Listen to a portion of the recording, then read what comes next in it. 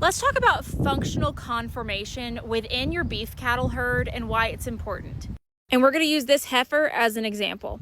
Now, her udder doesn't look nearly as bad now, but Lulu, who is a heifer, this was her first calf this year, at the very beginning of calving season when she was about to calve and when she had freshly calved, her udder was so engorged that these front two teats were just completely unusable. Now, as you can see, her udder has gone down since her calf is now older. It is now eating off of all four of her teats. This is her calf right here. He's one of the biggest of the bunch. I mean, he is the oldest. She's feeding him amazingly. And the hard truth about it is that's probably going to be her only biological baby. Because we ourselves as breeders keep trying to raise our own standards, and it's not so much as just chasing perfection, but it's chasing functionality within your beef herd. And unfortunately, as she gets older, that is not going to get better. That udder is going to keep getting worse. And that's just not something we want to pass on. That's not a smart economical move for any beef farmer, because whether you're raising seed stock, whether you love everything else about the cow, the udder is so important for feeding their babies. By the end of the day, that is what is going to make your herd functional and be able to turn a profit, is that you have mamas that are long-term in your herd, so they are living a long time, raising babies a long time, staying healthy a long time, and that they are having healthy babies and raising healthy babies. So while yes, we have maternal sisters from Lulu who none of them have this issue.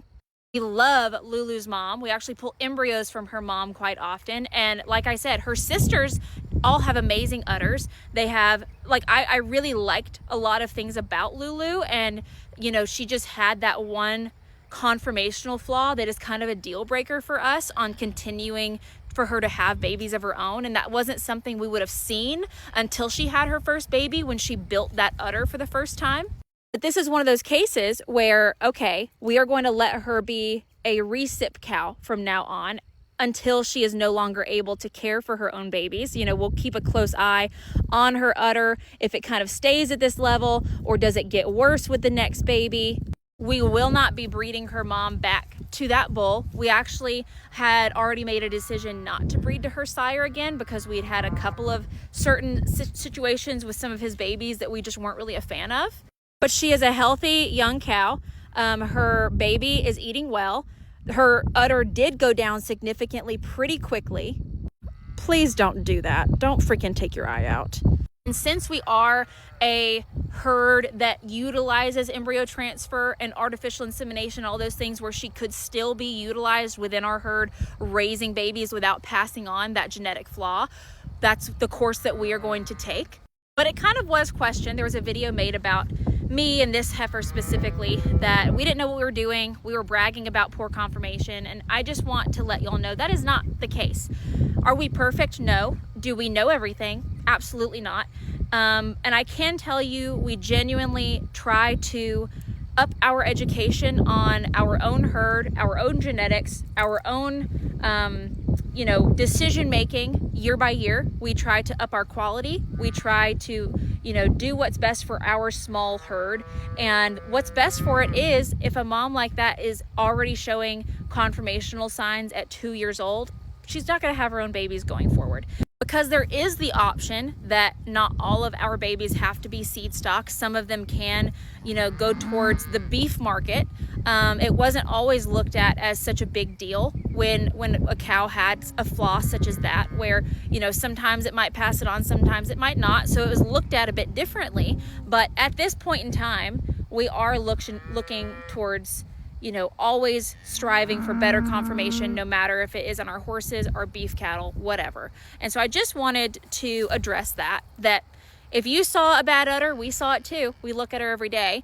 And while a lot of people's brains are switched to, why does conformation matter if beef is the end goal? I just wanted to kind of give a little bit of insight into that yes, it may seem like, oh, the short-term goal is beef, but as a farmer and as someone that has a herd, longevity is going to be the only way you have profit. And longevity in each of your cows, in them, caring for their babies, calving easily, keeping weight through the years, and then staying safe, sound, healthy throughout the years. That is the way that you make profit, is by keeping those same cows in your herd for a really long time. And with an udder like that at 2 years old, that's probably not going to happen. I think I rambled a little bit, but I hope that made sense. Again, I never want to seem like I'm a know-it-all or that I know everything about beef cows, because truthfully, this is a newer thing that I am learning about and finding a passion for. While I've had cows my entire life, I have not been in a decision-making position on this farm for very long. I'm always open to learning, but I did see some quite nasty comments in regards to our knowledge or our herd and our decision making, and I just kind of wanted to give some clarification.